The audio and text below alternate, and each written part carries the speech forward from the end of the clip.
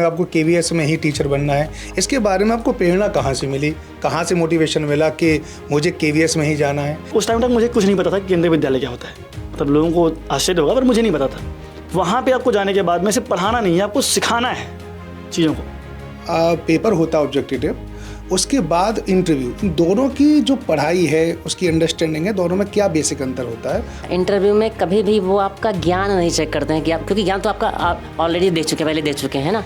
Hello नमस्कार, इस समय पर केवीएस और एनवीएस की बहुत सारी वैकेंसी आ चुकी हैं और आपने फॉर्म भी भर दिया है। फॉर्म भरने के बाद एक अगला चरण होता है तैयारी का। तो आप सब लोग तैयारी में लगे हैं, लेकिन तैयारी के बारे में सबसे अच्छा कौन बता सकता है जो इसमें सेलेक्टेड हो? तो आइए आपकी मुलाकात मैं करा रहा हूं केवीएस में सेलेक्टेड टीचर जो इस समय पर केवीएस विद्यालय में पढ़ा रहे हैं। तो मैं आपको इंट्रोड्यूस कराना चाहता हूं जगत नारायण और शुभम शुक्ला से। तो ये अपने बारे में और अपनी जर्नी के बारे में बताएंगे और आपको कुछ गुरु मंत्र भी दे के जाएंगे कि जिससे कि आप सफल हो जाएं। तो चलिए मैं आपको बता दूं। चलिए जगत नारायण जी, आप बताइए, अपना थोड़ा सा जर्नी के बारे में बताइए, केवीएस के बारे में। मेरा नाम जगत नारायण तंबोली है। मैं बेसिकली अयोध्या से हूँ और इस समय मैं पीएम श्री केंद्रीय विद्यालय गोमो में कार्यरत हूँ। और करीब नवंबर 23 के लास्ट में लगभग इसका वैकेंसी का नोटिफिकेशन आया था और मुझे जो है किसी ने इन्फॉर्म भी किया कि हाँ वैकेंसी आ गई है। तो मैंने भर दिया फॉर्म फ़िलहाल और नहीं मालूम था कि क्या सिलेबस में कहाँ से क्या सिलेबस क्या आ रहा है, कहाँ से क्या पढूँ, कहीं ना पढूँ। तो तमाम सारे यूट्यूब चैनल देखता रहा। फिर दिक्कत इस बात की आ रही थी कि जो नया सिलेबस आया है उसके अकॉर्डिंग क्वेश्चन पेपर कहाँ मिलेगा जहाँ से मैं प्रैक्टिस कर सकूँ, रिहर्सल कर सकूँ। तो पहली बात तो फिर मैंने सारी किताबों को इकट्ठा किया जो उसको पढ़ने के लिए आवश्यक थी, तमाम सारी यूट्यूब वीडियोज़ देखकर।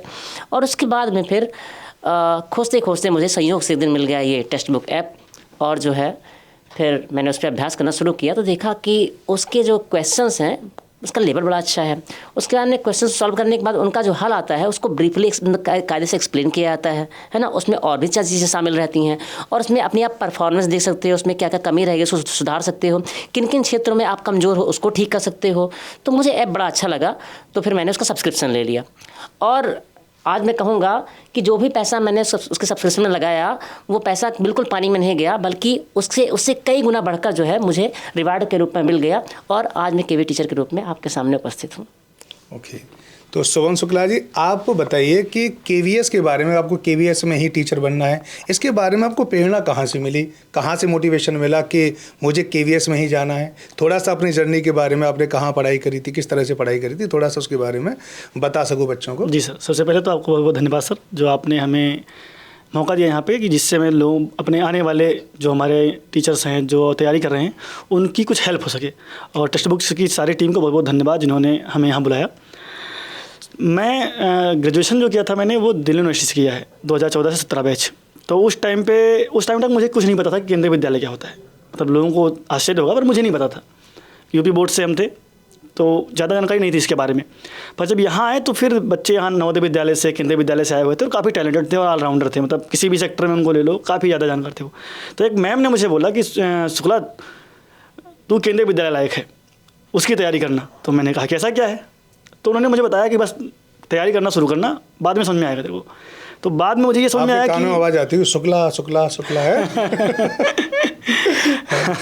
तो जब बाद में मैं वहाँ से आया और ट्रेनिंग लिया टीचर्स की, हमारे यहाँ होम डिस्ट्रिक्ट में गवर्नमेंट वो मिल गया था हमें डाइट, वहाँ से ट्रेनिंग लिया। उसके बाद में फिर धीरे धीरे मुझे पता लगने लगा कि हाँ टीचिंग लाइन में अगर आपको जाना है तो आपको केंद्रीय विद्यालय, नवोदय विद्यालय में ही जाना चाहिए क्योंकि वो टॉप मोस्ट एकेडमिक इंस्टीट्यूशंस हैं वो इंडिया में। और मैं प्राइमरी टीचर में इंटरेस्ट था मुझे, मैंने बीटीसी किया था डीएलएड। तो जब वहाँ मैं था तो मैं ट्रेनिंग के टाइम पे मुझे पता चला कि वहाँ पे आपको जाने के बाद में सिर्फ पढ़ाना नहीं है, आपको सिखाना है चीज़ों को।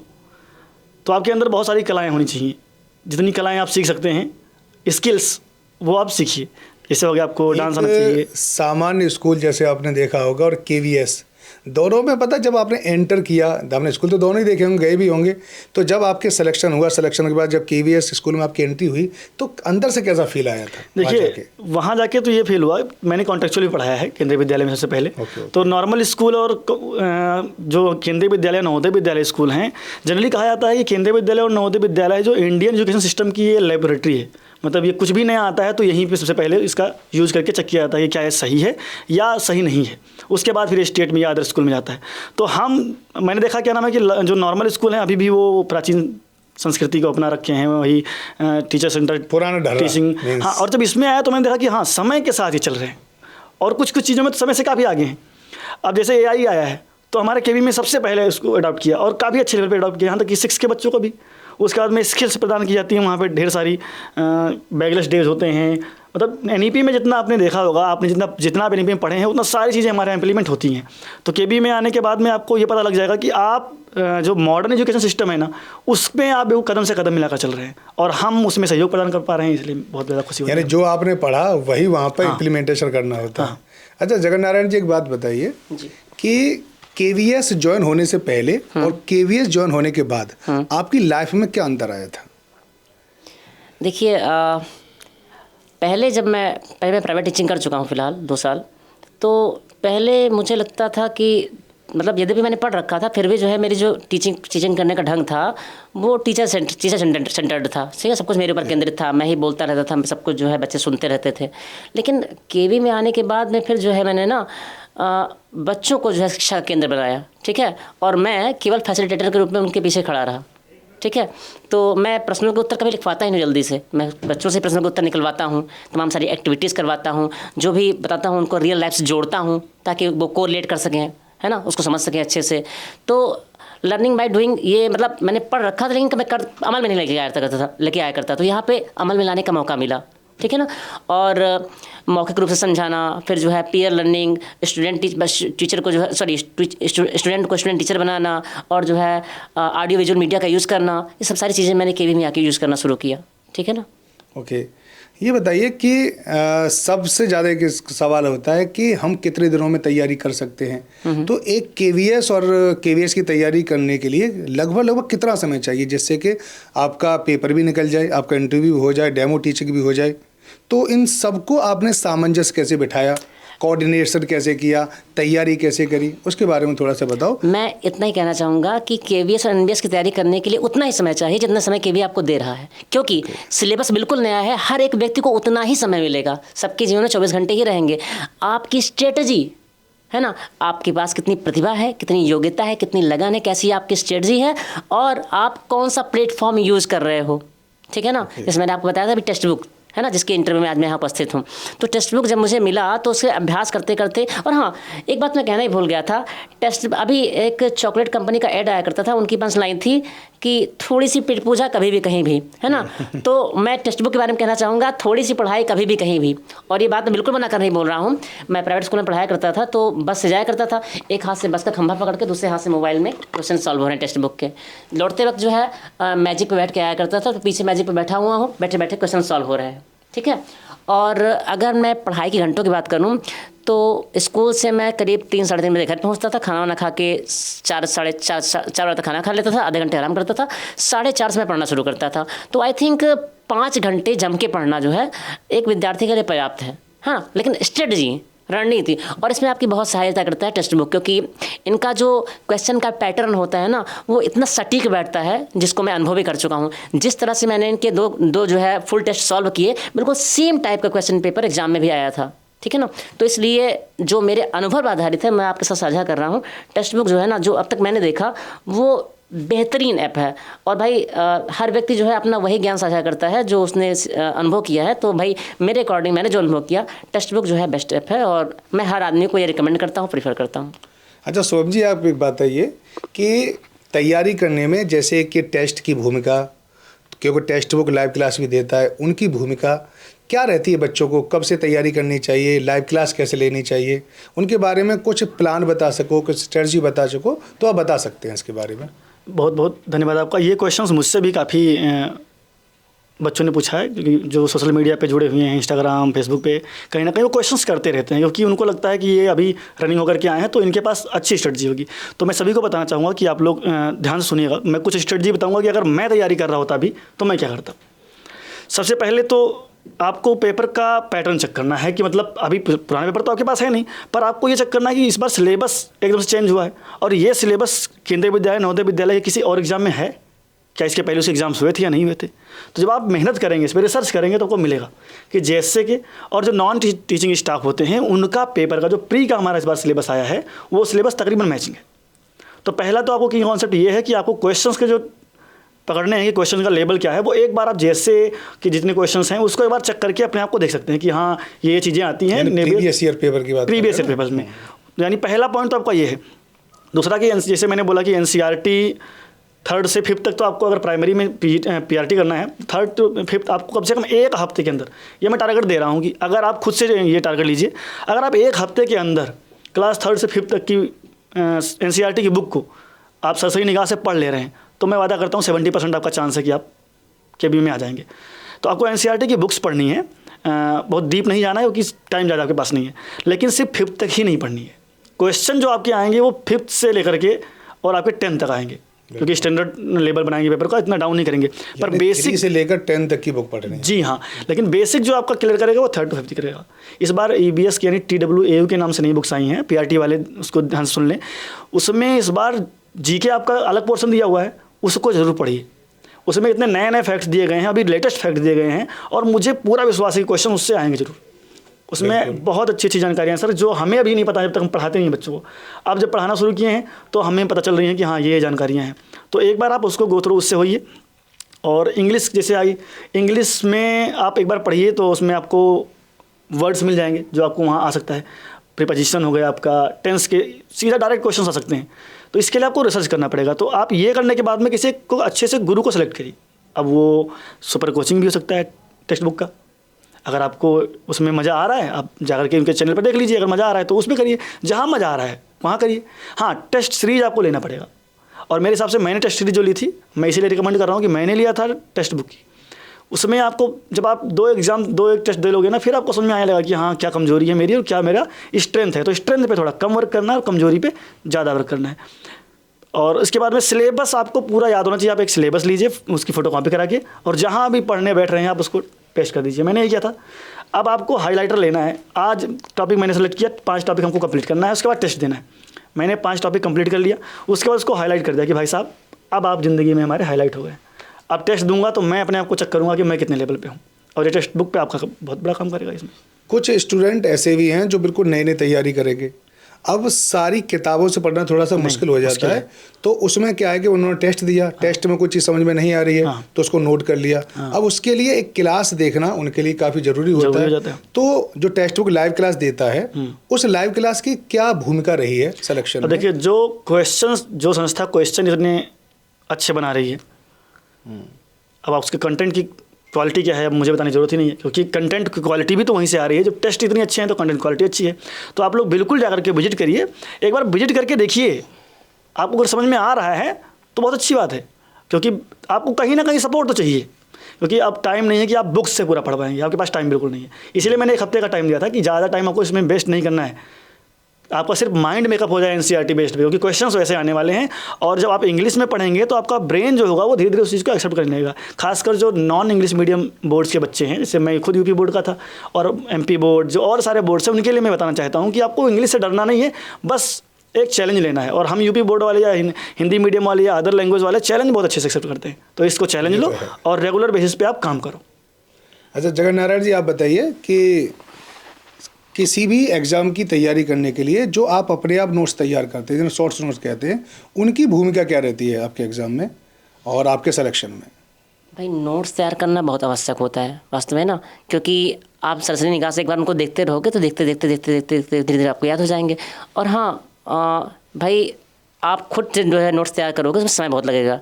तो ये नोट्स जो है आपको टेक्स्ट बुक ऐप के माध्यम से मिल जाते हैं। जब भी आप किसी क्वेश्चन का आंसर देते हैं तो वो आंसर जो है एक्सप्लेन किया रहता है, उसमें और भी तमाम सारी इंपॉर्टेंट चीज़ें रहती हैं, उनको आप जो है स्टार लगा के सेव कर सकते हो, जब चाहो तब देख सकते हो आराम से। ठीक है ना? इस तरह की लाइव क्लासें भी लगातार चलती हैं।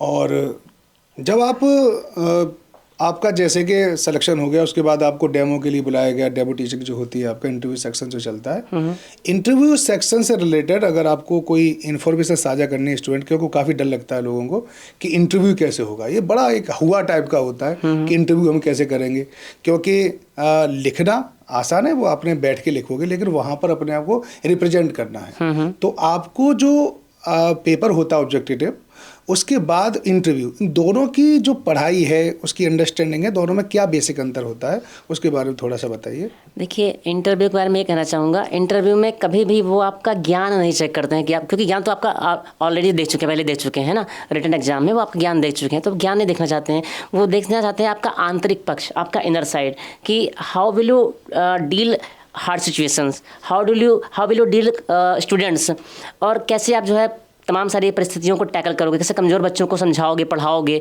तो आपका माइंड कैसा है, कठिन परिस्थितियों को देखकर आप कैसे उनको उनके साथ उनकी प्रतिक्रिया करोगे, तो ये सब बहुत देखना चाहते हैं ना।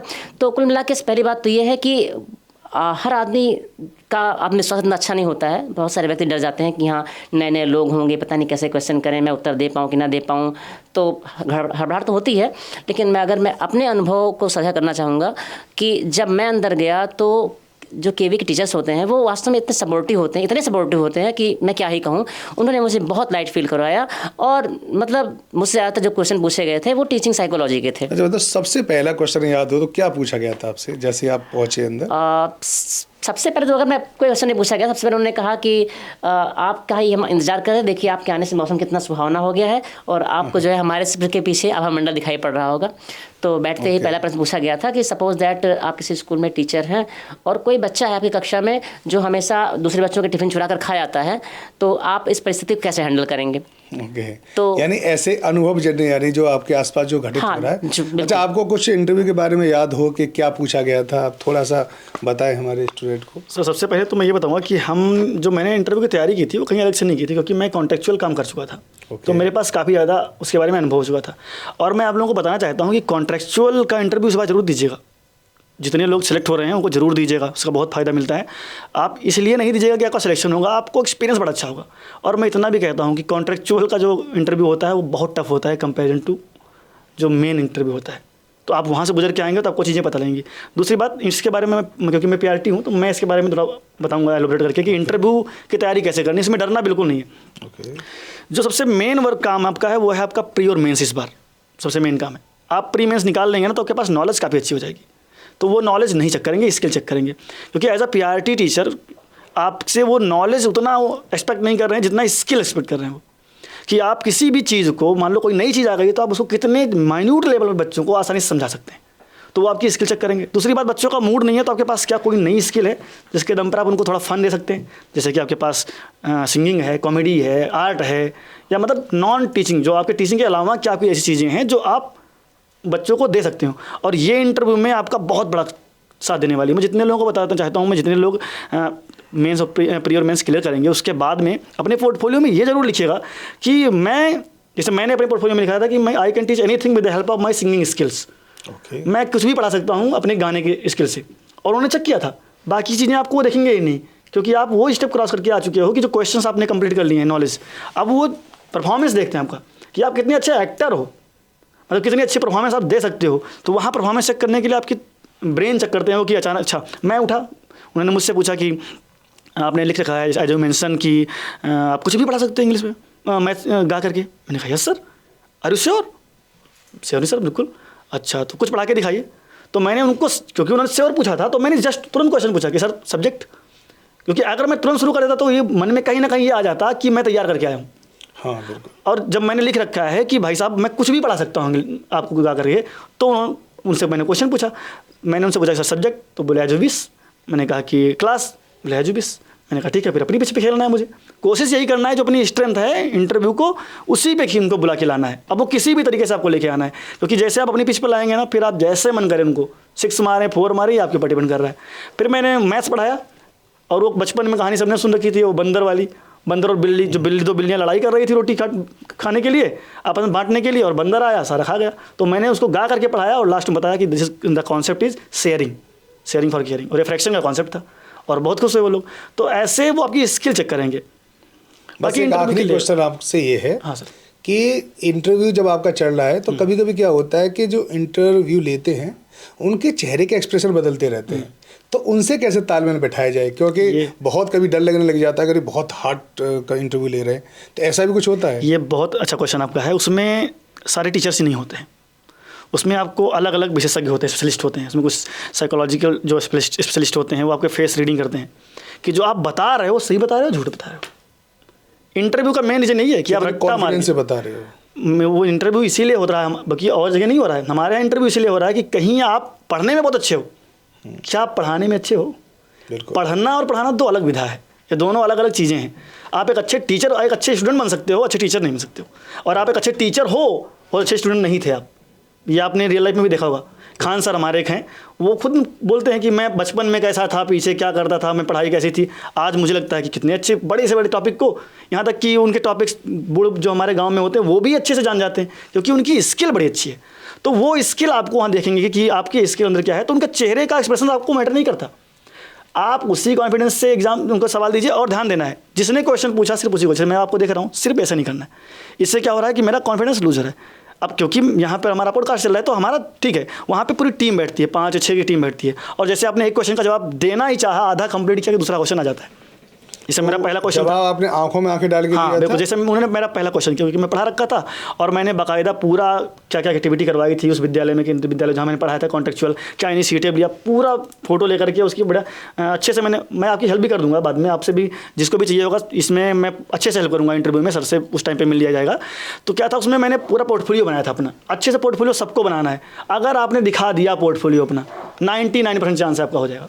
वैसे मौका नहीं मिलता दिखाने का, क्योंकि जब आप कुछ स्किल दिखाओगे तो आपको मौका मिलेगा कि सर मैंने ये कराया है, तो वो देखते हैं कि क्या आपने सही में कराया है। तो उन्होंने पहला क्वेश्चन में से यही पूछा था, ना इंट्रोडक्शन लिया, कुछ नहीं लिया, क्योंकि उन्होंने सारा मेरा देखा कि 2 साल का एक्सपीरियंस है, दिल्ली यूनिवर्सिटी से है, तो वो सब चीज़ें मैटर्स करती, बहुत ज़्यादा मैटर करी। तो उन्होंने पूछा कि सर केंद्रीय विद्यालय में पढ़ाकर आपको कैसा लगा, पहला क्वेश्चन में था। मैंने कहा सर मैंने बचपन में तो नहीं जाना कि मॉडर्न एजुकेशन क्या होता है। अब ये क्वेश्चंस बनाना नहीं है, आपके रियल अंदर से आना चाहिए। मैंने कहा बचपन में मैंने जाना कि मॉडर्न एजुकेशन क्या सिस्टम है, कंप्यूटर वगैरह, तो उस टाइम पे मैंने जाना नहीं। पर केंद्रीय विद्यालय में आके देखता हूँ तो मुझे ये लगता है कि जो मुझसे मिस्टेक हुई है ना, वो मिस्टेक मैं यहाँ नहीं होने दूंगा। जो गलतियाँ मैंने की थी मैंने बचपन में, मैं यहाँ नहीं होने दूंगा। और ये पूरा प्लेटफॉर्म पूरा सपोर्टिव है। जैसे मैं सिंगिंग में बहुत अच्छा था, पर उस टाइम पे एक अभिशाप था, भैया पढ़ाई करो, लेकिन यहाँ पे ऐसा नहीं, यहाँ पे आपको रीजनल लेवल पे, नेशनल लेवल पे पूरा सपोर्ट मिलता है। तो वहाँ पहुँचने के बाद मैंने ये सब किया। अब ये जब सुना उन्होंने तो समझ में आएगा कि हाँ जेन्युइन बंदा है। देखो ये केवीएस के स्कूलों की एक स्पेशलिटी है, तभी सभी उसकी मारामारी लगी रहती है केवीएस में, और स्कूल में अपने बच्चे के दाखिला के लिए मारामारी। अरे सर हमारे यहाँ 40 सीट्स होती हैं, 400 एप्लीकेशंस आते हैं। अच्छा, एक फाइनल जो हमारे बच्चों को कोई संदेश देना चाहते हो? फाइनल संदेश ये है कि इस बार सब एक ट्रैक पे खड़े हैं। ओके। क्योंकि अचानक से सब कुछ शिफ्ट कर दिया इन्होंने। तो जिन्होंने तैयारी पहले कर रखी थी, जिन्होंने नहीं कर रखी थी पेडागॉजी वगैरह की, वो सब बराबर हो गए हैं। अब जिन्होंने जो प्री के चैप्टर्स, जो आपके टॉपिक्स हैं, कहीं ना कहीं तो तैयारी करते टाइम आप लोग पढ़ ही रहे होंगे भाई। रीजनिंग आपने कहीं ना कहीं किसी एग्जाम के लिए पढ़ा होगा, आज के टाइम पे हर एग्जाम में है। और जीके है, मैथ्स है। मैथ्स इस बार थोड़ी आसान होने वाली है, मेंटल मैथ्स थोड़ी है न्यूमेरिकल टाइप की, जो कैलकुलेशन चेक करेंगे आपका वो।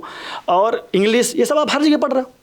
तो अब आपके लिए तो विन-विन सिचुएशन है। आपको ये नहीं दिमाग में लाना कि अरे भैया मैं तो पीछे हो गया हूँ। बस आपको क्या करना है कि आपको रिवीजन स्टार्ट कर देना है। आपने जो भी नोट्स बनाए थे आज तक ना, वो रिवीजन स्टार्ट कर देना है। और जो मैंने बताया कि एनसीईआरटी की बुक सिर्फ इसलिए पढ़ना है कि आपका माइंड मेकअप उससे बन जाए कि आंसर कैसे क्रिएट करने हैं वहाँ पे, क्योंकि इससे आपको फायदा मिलेगा। जब आप मेंस में लिखेंगे ना, तब भी आपको फायदा मिलेगा। बाकी रिवीजन के लिए क्या ऑप्शन है? रिवीजन के लिए 2 ऑप्शन है। एक तो बनाइए माइक्रो नोट्स, जो मैंने किया था। आप टेक्स्ट बुक का भी हेल्प ले सकते हैं और आप अपने नोट्स की भी हेल्प ले सकते हैं।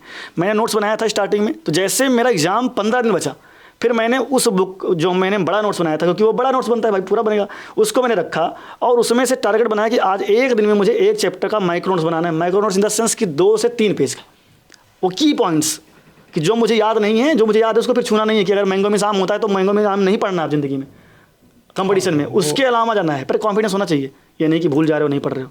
तो मेन एग्जाम आते आते आपके पास 10 से 12 पेज हो जाएंगे। बिल्कुल ऐसे। और मैं इतना वादा करता हूं कि आप जो बुक से पूरा पढ़ के जाएगा, जो अपना पूरा मोटा मोटा नोट्स पढ़ के जाएगा, उसके कंपैरिजन में आपको वो 12 नोट्स इतना कॉन्फिडेंस दे देगा कि आप मेन एग्जाम में 10 से 12 नंबर एक्स्ट्रा गेन कर सकते हैं। तो मैं सबको ये बता रहा हूँ कि एग्जाम के टाइम पर पैनिक नहीं होना है, और कॉन्फिडेंस बढ़ाने के लिए छोटा कंटेंट रखो, क्वालिटी कंटेंट रखो, जिसको सुबह पढ़ के जाओ और एग्जाम में फोड़ के आओ। बहुत ही शानदार जानकारी दी है। जगन नारायण जी, आप भी एक फाइनल कमेंट देना चाहते हो बच्चे, क्योंकि आपसे सीखना चाहते हैं कि आपका जैसे सिलेक्शन हुआ, तो जो भी संदेश देना चाहते हैं दे सकते हैं बच्चों को। भाई मैं बोलूँगा कि slow and steady wins the race. Panic नहीं होना है, धैर्य बनाए रखना और निरंतर अभ्यास करते रहना है, ठीक है ना। और अगर इंटरव्यू की बात करें तो इंटरव्यू में बिल्कुल मैं तो कहूँगा कि आपको अलग से कोई तैयारी करने की ज़रूरत नहीं। हाँ, एक चीज़ है जो आप अपने पक्ष में कर सकते हैं इंटरव्यू में, जिस चीज़ को आप खास हाईलाइट करोगे वो खास उसी तरह अट्रैक्ट हो जाएंगे, ठीक है। लेकिन जो आप खास कौशल दिखाओगे, जैसे मैंने दिखाया था कि मैं बाइलिंगुअल पढ़ा सकता हूँ, ठीक है, तो फर्स्ट उन्होंने कहा बाइलिंगुअल पढ़ा के दिखाओ, ठीक है, तो उन्होंने 2 पंक्तियाँ कहा, कोई भी जो इच्छा करे 2 पंक्तियाँ उसको हिंदी इंग्लिश दोनों में पढ़ा के दिखाओ, तो वो कुल मिला के आप उनको अपनी पिच पे ले आओगे, जहाँ उनको खेलना चाहते हो आप वो वहीं पे पहुँच जाएंगे, तो कुल मिला के बॉल आपके हाथ में होगी फिर, ठीक है ना। जो लिखा है उसको फॉलो करना ही चाहिए। हाँ, करना ही चाहिए, लेकिन जहाँ पे लिखी है उस पर आप पूरा कॉन्फिडेंट रहिए कि किसी भी कंडीशन में इसको प्रूव कर ले जाऊँगा कि हाँ सही है, चाहे वो कंडीशन खुद के दें चाहे अपने हिसाब से आप, तो कुल मिला के इंटरव्यू में कोई दिक्कत नहीं होने वाली है। तो सारा फोकस आप कुल मिला के बस अपनी तैयारी पर कीजिए बस। तो बहुत बहुत धन्यवाद आपका, और एक और बार आपको कॉन्ग्रेचुलेशन बहुत बहुत कि आप KVS में समय पे पढ़ा रहे हैं। तो ये हमारे साथ जगन नारायण जी थे और हमारे पास थे शुभम शुक्ला। तो आपने इनसे बहुत सारी जानकारी ली। अब इन्होंने बहुत सारी चीज़ें आपको दी हैं, उनसे कुछ महत्वपूर्ण चीज़ों को अपनी ज़िंदगी में ज़रूर शामिल करें, तैयारी शुरू कर दें, क्योंकि एग्ज़ाम बस होने वाला है, जनवरी में एग्ज़ाम होने वाला है, और आप जिस तरह से जुड़ पाएँ उस तरह से जुड़े। तो बहुत बहुत धन्यवाद आपका भी, नमस्कार।